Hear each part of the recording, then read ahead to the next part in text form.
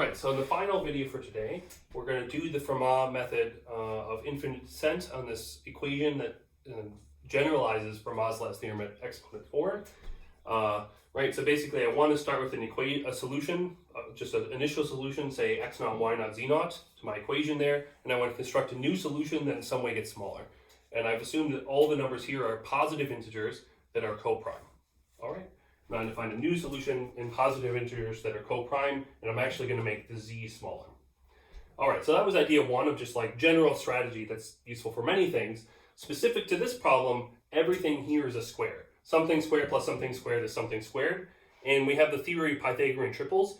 We know how to write down all of those. So we'll just start writing down equations like crazy and comparing them all. Right, so there will be a bunch of steps here. It's a little tricky, but that's the general idea. Right, just playing around with equations. So, and it's a really, Fermat was a really brilliant man.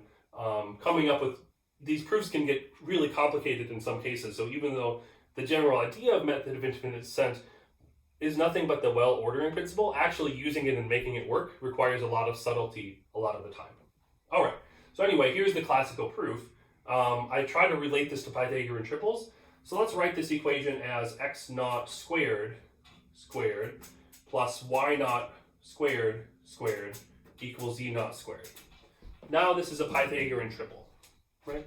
So therefore, x naught squared, y naught squared, and z naught is a Pythagorean triple. And by what we did in class, together with what you did in the homework to characterize primitive Pythagorean triples, right? This is not only a Pythagorean triple, I've assumed primitivity. And we completely classified those, right?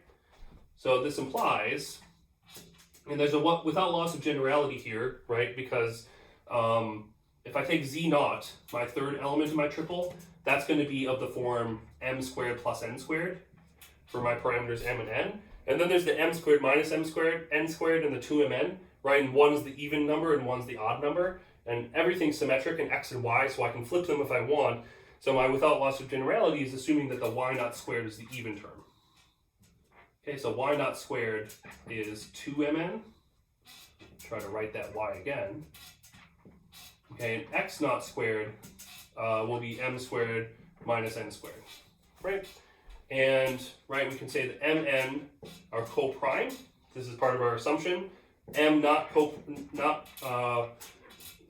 congruent to n mod 2, so m and n have different parity, and we can also assume, of course, that m and n are both positive. Right, this is our parameterization of primitive Pythagorean triples. Okay, so now I have some new equations for these, and I'm just going to manipulate these. Okay, so the first thing is to note, so I have to somehow get from what I started to get to something smaller. So the idea is kind of to run this again. So this is a general idea in these proof by infinite descent type things, is try to keep running something repeatedly until you get something. So note that the first equation, that looks like almost that's basically a Pythagorean equation again. So if I rewrite that as I bring the n squared over to the other side, that gives me that x squared plus n squared equals m squared, right? Which means that x naught, n, and m is a new Pythagorean triple.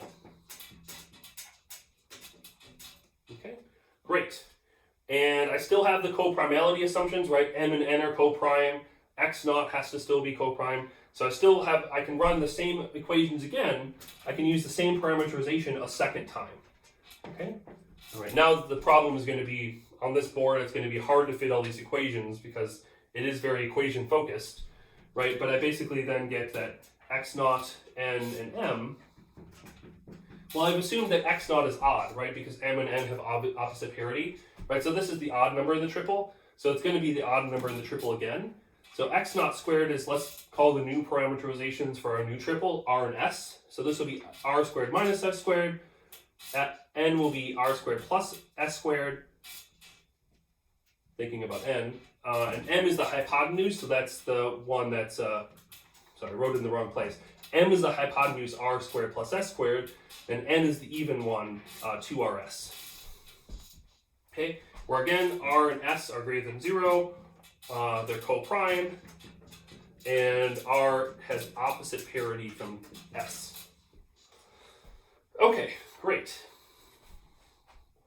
All right, so I have these equations, and you may want to pause the video or write down what we're doing here, or follow on the book, because unfortunately I don't think I still want the equations written, and I don't see any way other than flipping the board. So you may want to pause and just write down basically these three equations and these three equations before we go to the next one.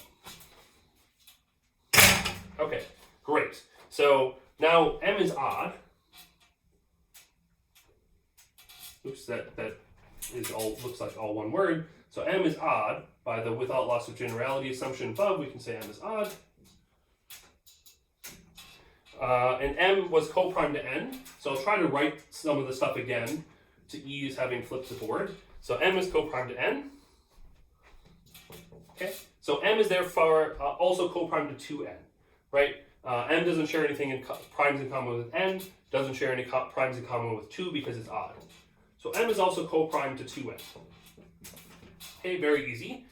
And we have that y naught squared is 2n.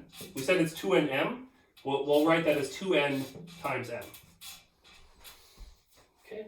So this number is co-prime to this number, and it's a square. So just as I talked about in the history, which I was also trying to motivate this proof a little bit when doing that, in the earlier part of this lecture, if I have an equation in integers and a perfect power, say a square, is a product of two co-prime numbers, then look at the prime power factorization of each number arising. These two have to be squares as well. So this means that 2n and m, to save space, and I'll be using this a lot in the next lecture anyway, are squares. So I write equals like a box for they are squares. Okay? All right, so let's give names to the square roots basically. So let's say that m is z1 squared. Very suggestive notation here, right? Because we started with the x naught, y naught, z naught. We're going to build an x1, y1, z1, a new solution to our original equation. This is going to be the z1. Okay? So 2n is also a square, so let's say 2n is w squared. Okay? Right, so we got to massage this one a little bit more. So w squared is even, right? So therefore w is even. And we're going to give a name to that too. So we're going to say that w is 2 times some integer v. Okay? All right, great. So then if I look at v squared, well, v is w over 2.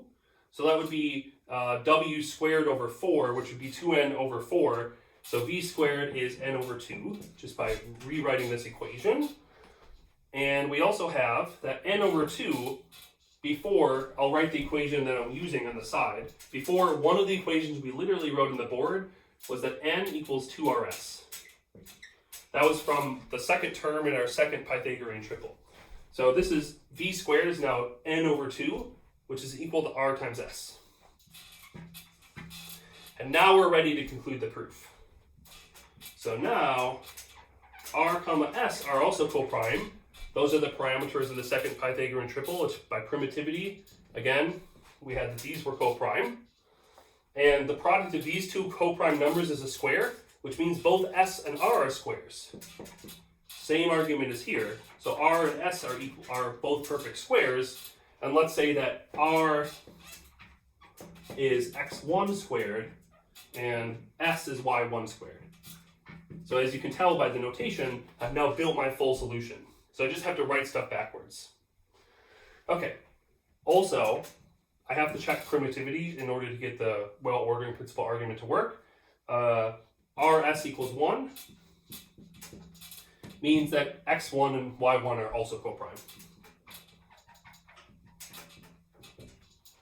Okay, and that was like our initial assumption. Remember that x naught, y naught are co-prime. Okay, great. So thus, we can finally write stuff out. So I claim x1, y1, z1 solves my original equation first. So x1 to the fourth plus y1 to the fourth I have to write down, right? So x1 to the fourth is r squared, y1 to the fourth is s squared. So this is r squared plus s squared, right? So that's exactly up here, right? Our Pythagorean triple, maybe I'll write the whole thing up here. It was x naught squared is r squared minus s squared, n is 2rs, and m is r squared plus s squared. So that's what I have here, r squared plus s squared. So this is equal to m. Okay. All right. And I also have up here, m is equal to z1 squared. Okay. So therefore, I built, these guys are co-prime, and everything is still positive integers. You know, if not, just flip the signs anyway, it doesn't matter, because all the exponents are even. So therefore, x1, y1, and z1 is a new solution to x to the fourth plus y to the fourth. Sorry about that. X to the fourth plus y to the fourth equals z squared. So I've used my original solution, I built a new one, and I claim that it's smaller, right? So this is a new solution in the natural numbers n with the coprimality assumption, etc. Great. So, but finally I want z to be smaller. So I look at z1. Okay. So because that's a natural number, z1 is less than or equal to z1 to the fourth. Well, that's clear. But what's z1 to the fourth? z1 squared is m. So z1 to the fourth is m squared. Well, m squared is certainly less than m squared plus n squared. It's actually strictly less than, and I do need one of these to be a strict inequality. Okay, so that's less than equal to m squared plus n squared, right? And our first equation, and our first Pythagorean triple equations, we had another one, right? And the final one there was z naught equals m squared plus n squared, right? So m squared plus n squared is z naught right here. Right, and this is all less than or equal to, except for one of them is a strict inequality. So I have that z1 is less than z naught. Okay, and therefore we're done by the method of infinite descent by the proof before. Right, so what have I learned? I have my original equation. Assume there was a counterexample. Assume there was a solution. I could find a new solution that all has positive numbers and the z1 gets smaller. I could take that z1, x1, z1, y1, z1, build a new one with x2, y2, z2, where the z2 gets smaller than z1, and I could get an infinite chain of these z's that are positive integers getting strictly smaller forever, and that's clearly impossible in the natural numbers by the well-ordering principle, so this is just nonsense, so this is a contradiction, okay? All right, so that's Fermat's beautiful proof together with some of the history of it. We could also make the Lemay style proof, or you could do the exponent 3 case. We could do, for time we won't, but you know, you can also talk about that and the fundamental theorem of arithmetic, making sense over cube roots of unity. That also works. So like for 3 and 4, you can cobble together these elementary basic ideas. But as you get to higher and higher exponent, it gets more and more difficult. So certainly this style proof will not really be easy to run in 5. We use pretty heavily the evenness of exponents and the Pythagorean triple parameterization, which was like a very strong result.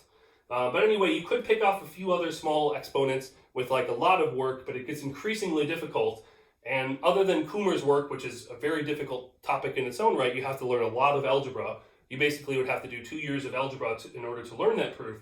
And it really cobbles together quite a lot of machinery, and that's the next best thing you can do after some of these elementary considerations of a couple things, just to give an appreciation for how difficult and deep this basic problem that looks almost like child's play, this very simple equation, x to the n plus y to the n equals z to the n, looks like a small deformation of Pythagorean triples, but it's really quite a different thing. So going from the ancient Greeks knowing how to do how to parameterize Pythagorean triples, right?